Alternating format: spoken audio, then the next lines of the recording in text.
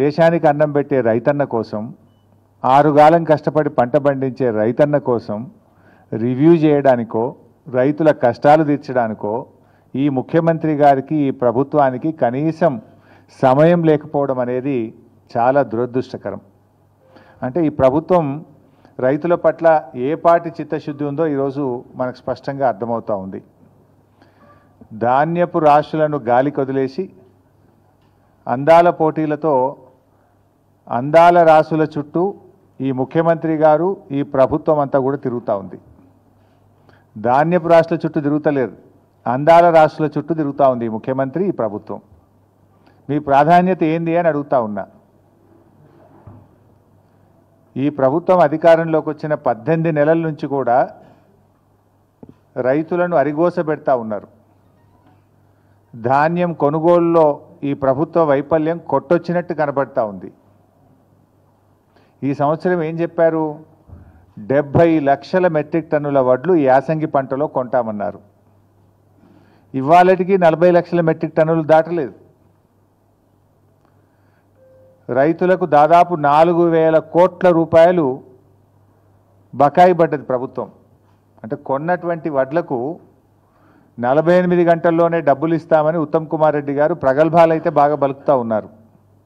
48 గంటలు కాదు కదా, 10 రోజులైనా కూడా ప్రభుత్వం కొన్న ధాన్యానికి రైతులకు డబ్బులు పడడం లేదు. బోనస్ అయితే దిక్కే లేదు.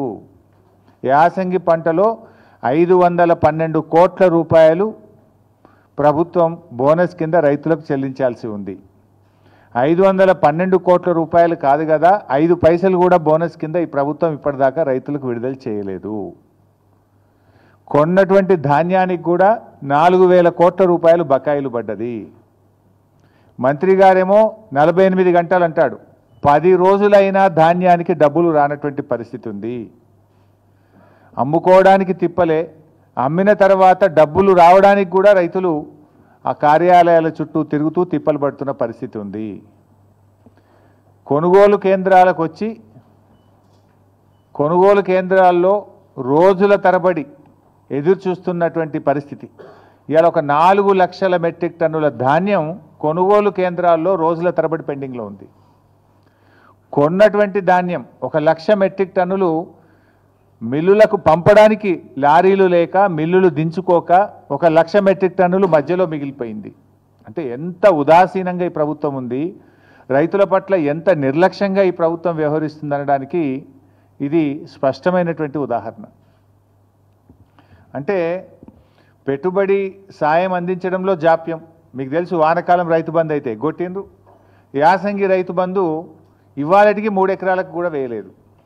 ఇవాళ గౌరవనీయులైన ఉప ముఖ్యమంత్రి గారు చాలా గొప్పగా చెప్పేసిండు. ఏమంటుండు? మేము పెట్టుబడి సాయం కోసం బడ్జెట్లో 18,000 కోట్లు పెట్టినాం, ఏడాదంతా ఇస్తాం, మెల్లగా ఇస్తాం, ఏడాదంతా ఇస్తారట. ఎప్పుడు పెట్టుబడి సాయం అంటే ఎప్పుడు ఇవ్వాలి? పంటకు పెట్టుబడి సహాయం, విత్తనాలు కొనుక్కోవడానికో నాట్లు పడడానికంటే ముందు ఇవ్వాలి.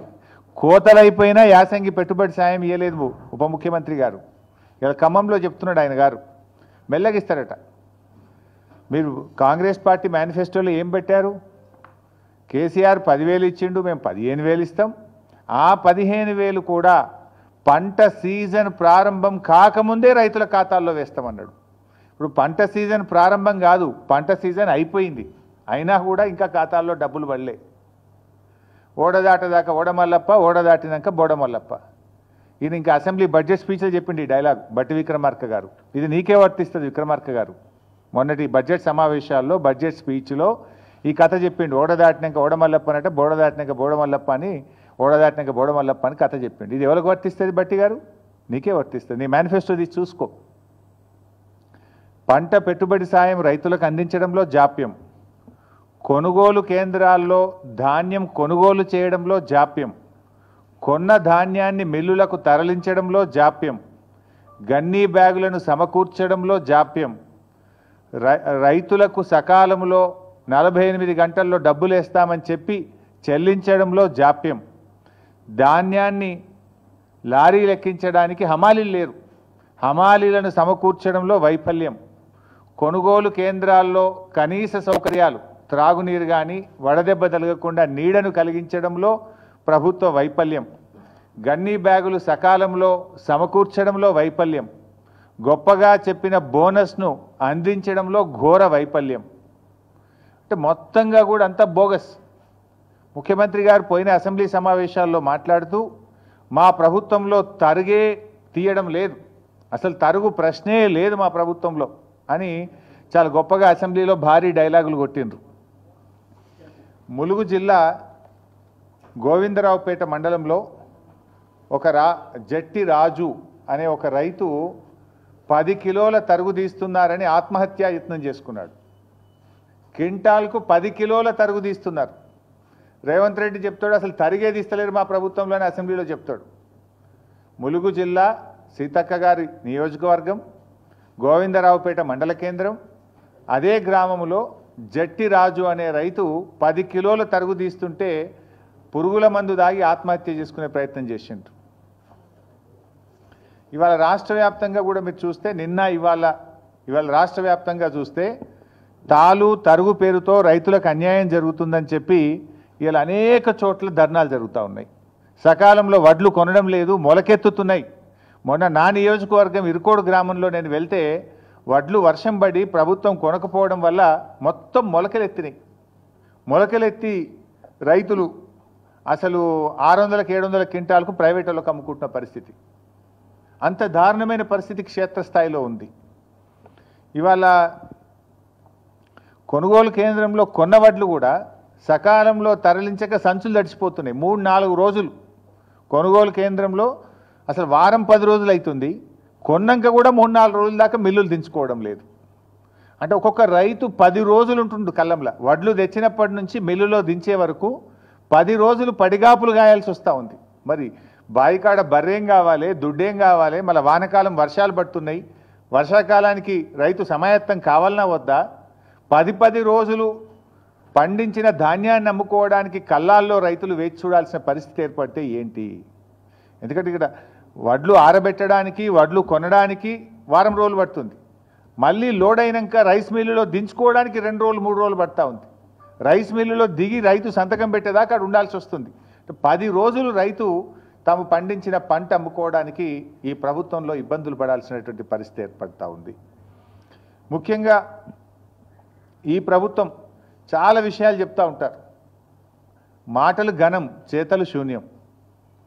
ఈరోజు కొనుగోలు కేంద్రాల్లో కనీస వసతులు లేకపోవడం వల్ల, నీడ లేకపోవడం వల్ల, త్రాగునీటి వసతి లేకపోవడం వల్ల, రోజుల తరబడి ఎండలో ఉండడం వల్ల పిట్టల్లాగా రైతులు చనిపోతూ ఉన్నారు.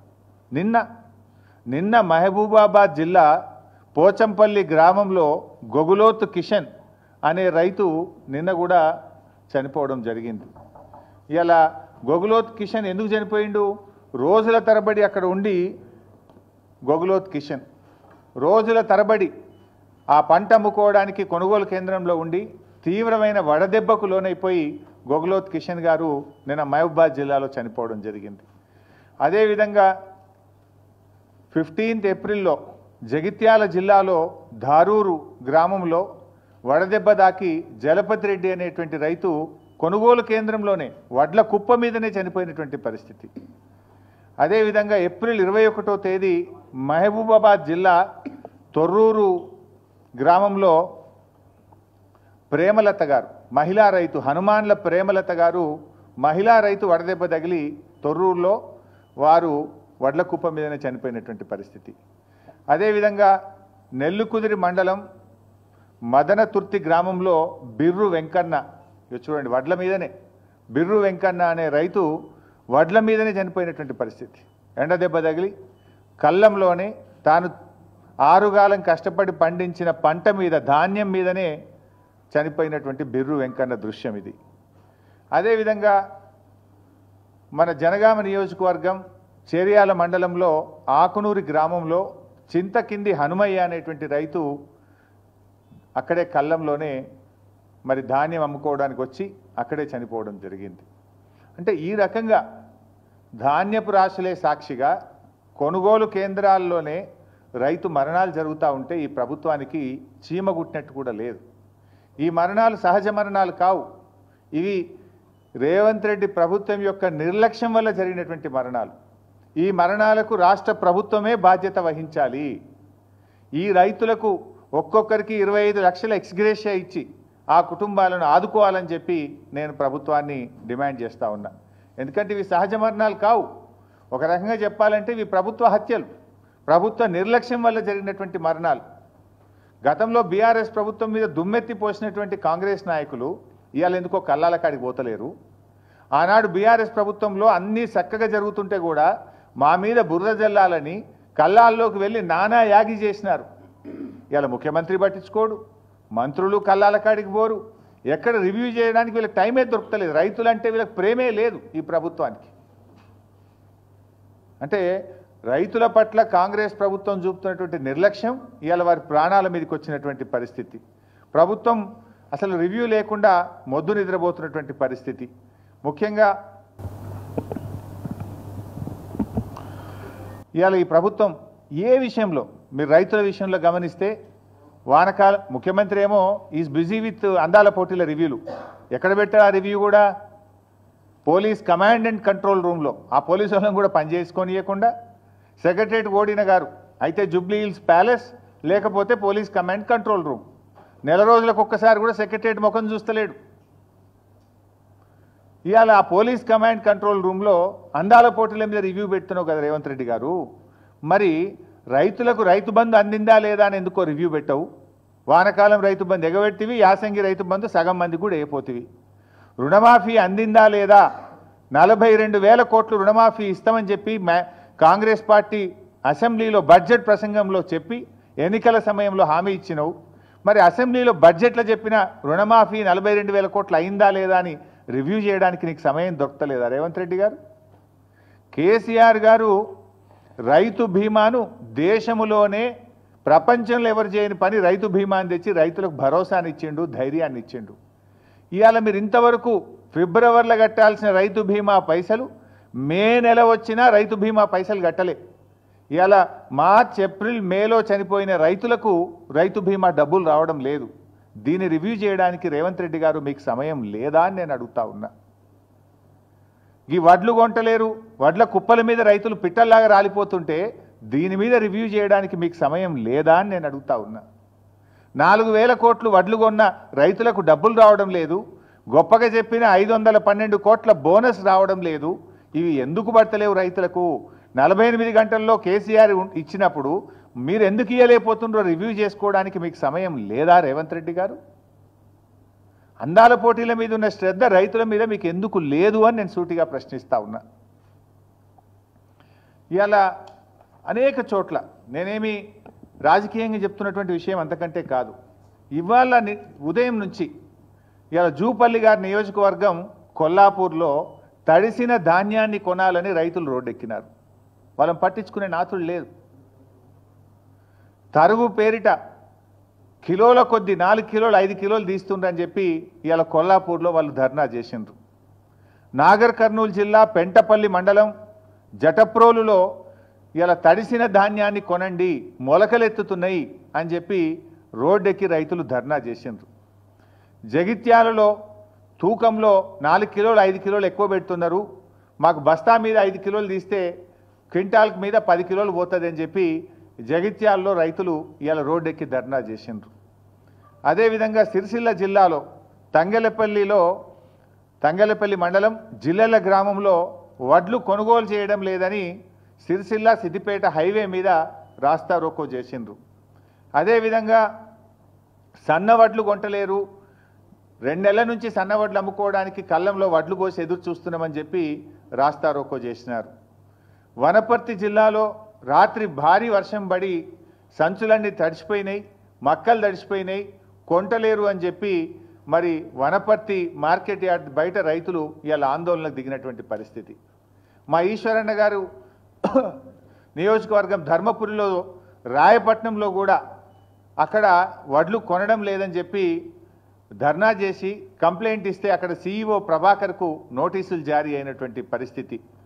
అదేవిధంగా ఖానాపూర్, ఆదిలాబాద్ జిల్లా ఖానాపూర్ మండలం ఏర్వచింతల గ్రామంలో 4 కిలోలు 5 కిలోలు ఎక్కువ జోకుతున్నారు, రైతులకు తరుగు పేరు మీద తాలు పేరు మీద తీస్తున్నారని చెప్పి పిఏసిఎస్ నిర్వాహకులను రూమ్లో వేసి తాళాలు వేసింది ఇవాళ.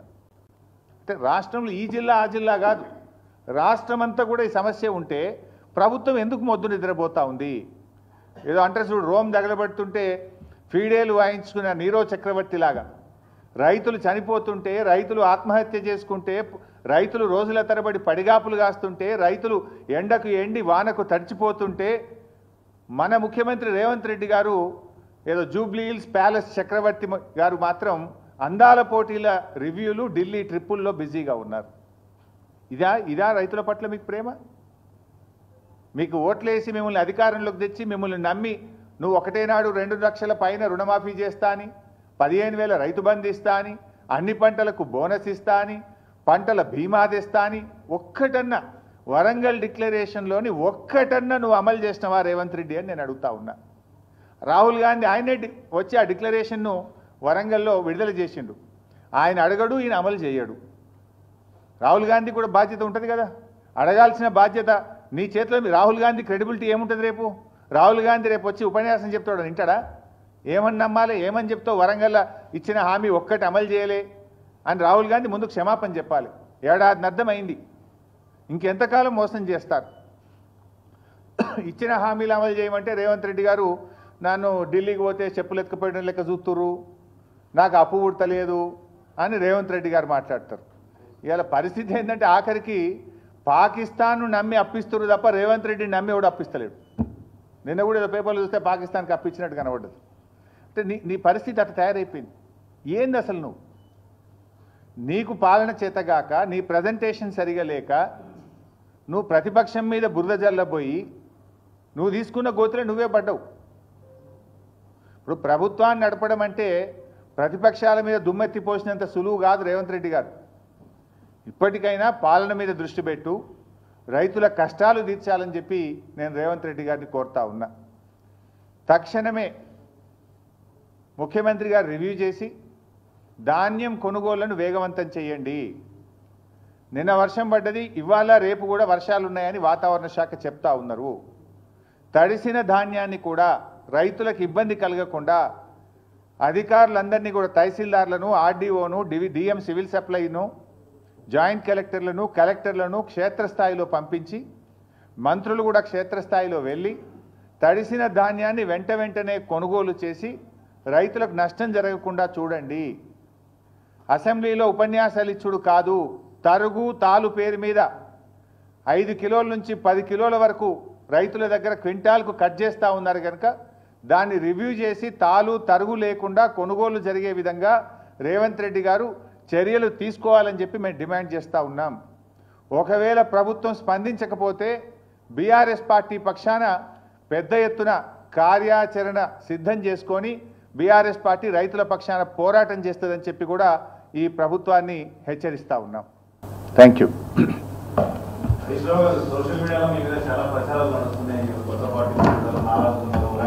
నేను ఇంత మంచిగా మాట్లాడితే నువ్వేంది?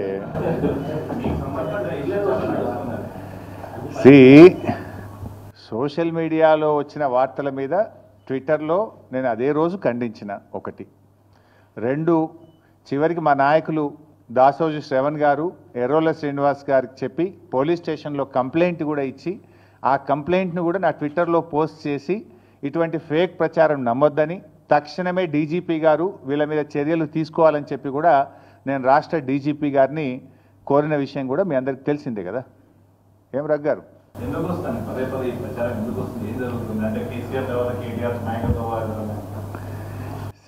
ఆ పంచాయతీ లేదు మా పార్టీలో.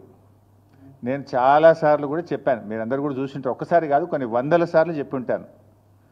ఇవాళ కేసీఆర్ గారు మా పార్టీ అధ్యక్షుడు, ఆయన యొక్క ఆదేశాలను తూచా తప్పకుండా పాటించే ఒక క్రమశిక్షణ కలిగిన కార్యకర్త హరీష్ రావు అని చెప్పిన.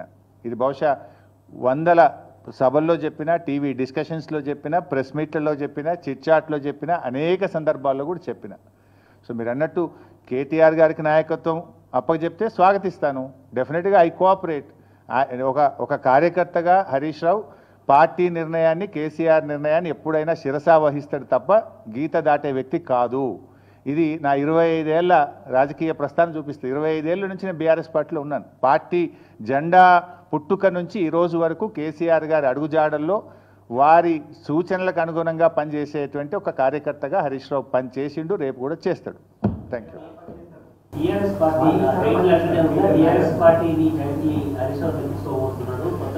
ఇవన్నీ చిల్లర ముచ్చట్లు బంద్ చేయాలి. ఇంత స్పష్టంగా కుండబద్దలు కొట్టినట్టు నేను మాట్లాడుతుంటే మీరు ఈ ప్రశ్నలు ఏందో నాకైతే అర్థమవుతలేదు. ఇంత కుండబద్దలు కొట్టినట్టు 100 సార్లు చెప్పినా మళ్ళీ ఈరోజు కూడా చెప్పినా కదా. My leader is KCR. What ever KCR says Harish Rao will follow it. That's all.